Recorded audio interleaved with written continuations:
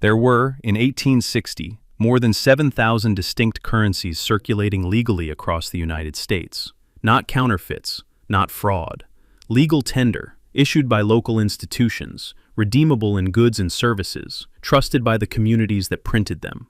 3 years later, the federal government created a tax designed specifically to destroy them. By 1865, most were gone. The official explanation was stability. But stability for whom is a question the official record doesn't ask.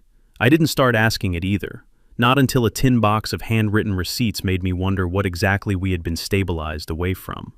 My grandfather left me a tin box, not a valuable one, dented at one corner, the latch stiff from decades of disuse. Inside were receipts, maybe 40 of them, handwritten on paper the color of old cream. Some recorded payments in dollars, but others recorded something different. A receipt from 1859 noted payment for 3 cords of firewood in the form of a note issued by the Farmers and Mechanics Bank of Bucks County, Pennsylvania, redeemable, not in gold, not in silver, but in milled grain, at a rate fixed by the issuing institution. I spent weeks trying to understand what that meant. What I found wasn't about my grandfather. It was about an entire monetary architecture that existed before 1863, a system that didn't require a central bank, a system built on something the official histories treat as chaos, but that, on close examination, looks more like a deliberate design. The currency that circulated in Bucks County in 1859 was not unusual. Across Pennsylvania, Ohio, Kentucky, and the territories further west, thousands of locally chartered banks issued their own notes. The denominations were modest, the backing was specific. A note from the Farmers and Mechanics Bank might be redeemable in grain. A note from a county land bank might be redeemable in surveyed acreage at a fixed valuation. These were not abstract promises, they were instruments tied to real things that real people in a specific place actually produced. The Library of Congress holds catalogs of more than 10,000 unique legal banknote designs circulating in antebellum America, not counting the counterfeits, not counting the scrip issued by private employers, not counting the mutual credit arrangements that never produced a printed note at all. The communities that used this currency were not operating in confusion. They had developed, over generations, what economic historians now call free banking, a system in which institutions competed for trust rather than for federal charter. A bank whose notes traded at a discount was a bank whose neighbors had stopped believing in it. A bank whose notes circulated at face value across 3 counties was a bank that had earned something no federal regulation could manufacture, a local reputation. The Hunt's Merchants magazine documented in 1851 that in regions with active free banking, note, discount rates functioned as a real-time public accountability system. When a bank overextended, its notes lost value immediately in the open market. There was no federal backstop, which meant there was no federal incentive to overissue. I kept returning to one detail in my grandfather's receipts. The transactions recorded there were not between strangers. The names recurred. The same Miller appeared on 4 receipts across 6 years. The same family name appeared on both sides of different transactions, once as payer, once as receiver. The system was not anonymous. It was embedded in a web of relationships where reputation was the only collateral that ultimately mattered. The Bureau of Labor Statistics, in a 1928 survey of pre-Civil War wage history, described the period plainly.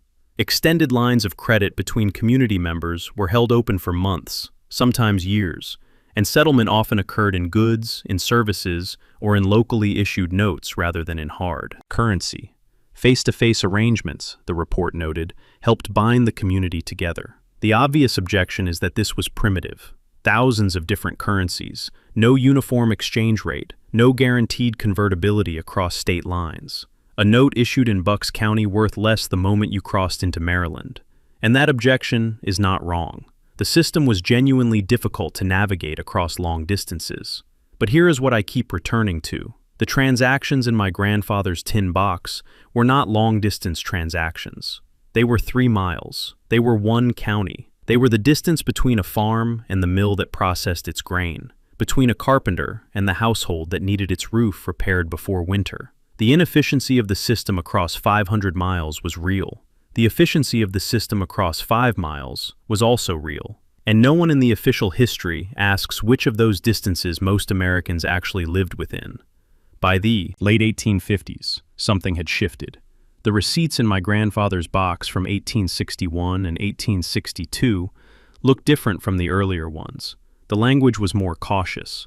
One note from a Bucks County institution carried a handwritten endorsement from a secondary holder, suggesting the original issuer's reputation had become uncertain enough to require a cosigner.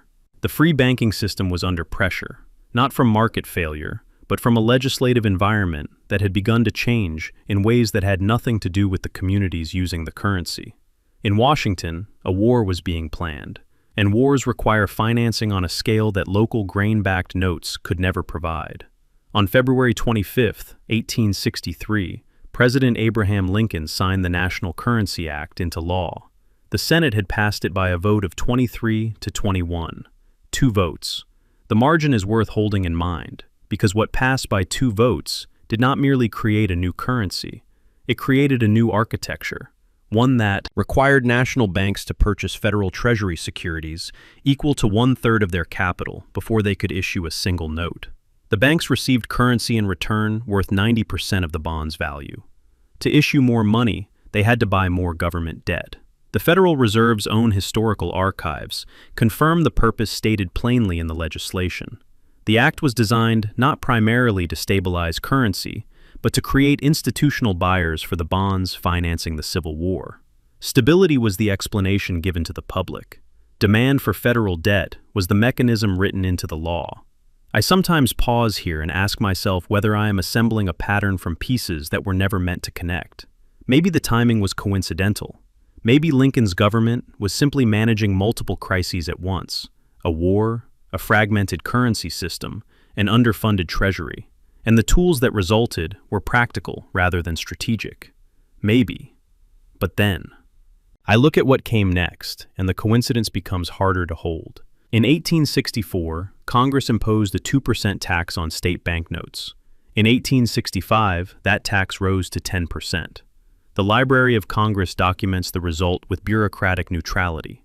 By 1866, the number of state-chartered banks had fallen from approximately 1,500 to under 300. The notes that had circulated in Bucks County, that had paid for milled grain and winter firewood, and the labor of men whose names recurred across decades of receipts, were not reformed. They were not transitioned. They were taxed until holding them became irrational, and then they disappeared. That is not evolution. That is a mechanism. That is a pattern. The Homestead Act had been signed 9 months earlier, on May 20th, 1862. It offered 160 acres of public land to any adult citizen for a filing fee of $18. Free land, the democratic promise, stated in plain legislation. But as the National Archives documents without editorial comment, the actual cost of developing a homestead, tools, seed, livestock, building materials, ran between $1,000 and $2,500. The filing fee was $18. The development cost was a year's wages for a skilled laborer. Most homesteaders could not bridge that gap without borrowing. The National Banking Act, signed 9 months after the Homestead Act, created the institutions that would lend them the money. The Homestead Act offered land that required debt to use. The National Banking Act created the debt. Not coincidence, pattern. What rose in place of the local currency networks tells us something the official account prefers not to dwell on. The company town. Lowell, Massachusetts, incorporated in 1826, was the prototype, but by the 1880s, the model had propagated across the industrial landscape. The Social Welfare History Project documents the structure precisely. Workers in company towns were paid not in currency redeemable across a community, but in scrip redeemable only at company-owned stores.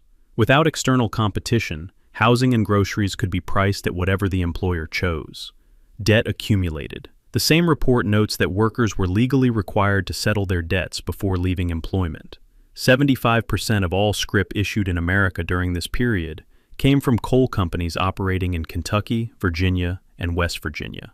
The receipts in my grandfather's tin box recorded transactions between neighbors who knew each other's names. The scrip economy recorded something else entirely, a closed system in which the currency itself was the mechanism of confinement. I want to be precise about what I am and am not claiming. The free banking system had genuine failures. Banks did overissue. Notes did trade at steep discounts in unfamiliar markets. The chaos was real, but the chaos was also specific. It was chaos at a distance, in transactions between strangers across state lines. The system that replaced it solved that problem. It also eliminated something the official account does not itemize as a loss: the accountability structure that made local currency work. When a Bucks County bank's notes lost value, every farmer who held them knew immediately, because they traded with those farmers at the mill, at the market, at the church. The feedback was human and immediate. The new system replaced that feedback with a federal examination process, administered from Washington by officials who had never set foot in Bucks County, and never would. There is one community that refused the replacement. The Amish, operating across Pennsylvania, Ohio, and Indiana, maintained contribution-based economic structures that functioned without commercial banking well into the 20th century. When a family faced a medical bill beyond their means, the matter was raised in the community gathering. No one left until enough had been contributed to cover it. It functioned as insurance, without an external institution extracting a margin. When the federal government expanded Social Security in the mid-20th century, the Amish refused participation on religious grounds, viewing commercial insurance as something their faith explicitly prohibited. Congress granted the Amish a formal exemption in 1965. To receive it, they were required to file IRS Form 4029, Application for Exemption from Social Security and Medicare Taxes and Waiver of Benefits. They still pay all other federal taxes. They simply will not participate in the system that replaced the one they had maintained without incident for over a century. The fact that they had to petition Congress for permission to continue proves something the official history does not state directly. The old system was not abandoned. It was made illegal. The fact that they still function, that their communities still raise enough at a single gathering to cover a neighbor's medical crisis, proves something else. It worked. I keep returning to the tin box, not to the receipts themselves, but to what they assumed. They assumed the man receiving payment knew the institution that issued the note. They assumed the institution knew the community it served. They assumed that the distance between a promise and its redemption was short enough to walk.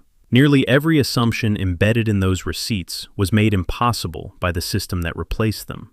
The National Banking Act did not merely create a new currency. It created a new kind of economic relationship, one in which an institution you had never visited, staffed by people who did not know your name, stood between every transaction you made and the goods or labor it represented.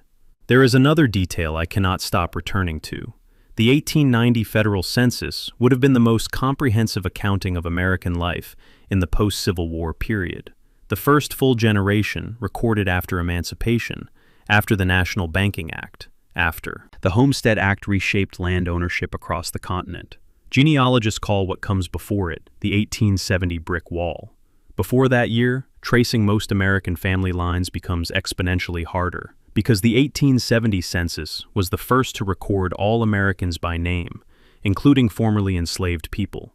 The 1890 census would have filled the gaps the 1870 census left.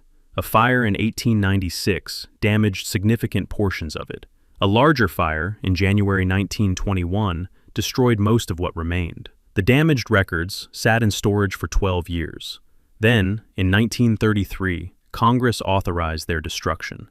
One day before that authorization, President Hoover laid the cornerstone for the fireproof National Archives building. The timing is almost theatrical. The same decade that restructured American currency also restructured American identity. Before 1870, you were embedded in a community, a county, a local bank network, a system of mutual obligation in which your name and your reputation were the instruments of your economic life. After 1870, you were an individual documented in a federal census, borrowing from institutions that did not know you. Your family line traceable only as far back as the records the federal government chose to preserve. The tin box my grandfather left me sits at exactly that boundary. The receipts inside it record a world in which a man's word, and the word of the institution his neighbors trusted, was sufficient to move grain and firewood and labor across a county. The receipts stop in 1862. After that, There is nothing in the box. Just the dented corner and the stiff latch and the smell of paper that has been waiting a long time for someone to ask why. What if the local currency networks were not primitive? What if they were not chaos requiring correction, but an alternative requiring replacement? Why did a Senate vote of 23 to 21, 2 votes, restructure the monetary foundation of an entire nation? Why were state banknotes taxed at 10% in 1865? The same year, the war that supposedly justified the National Banking Act came to an end.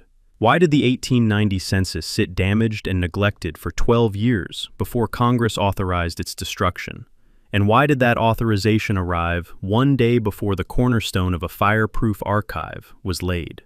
Why did the Amish, who have maintained a functioning community economy for over a century, still have to file federal paperwork for permission to do so? Why does every American family tree hit a wall in the same decade the banking system consolidated, the census became comprehensive, and the company towns expanded across the industrial landscape? I don't have answers, only the receipts and the pattern, and the question of what exactly we were stabilized away from.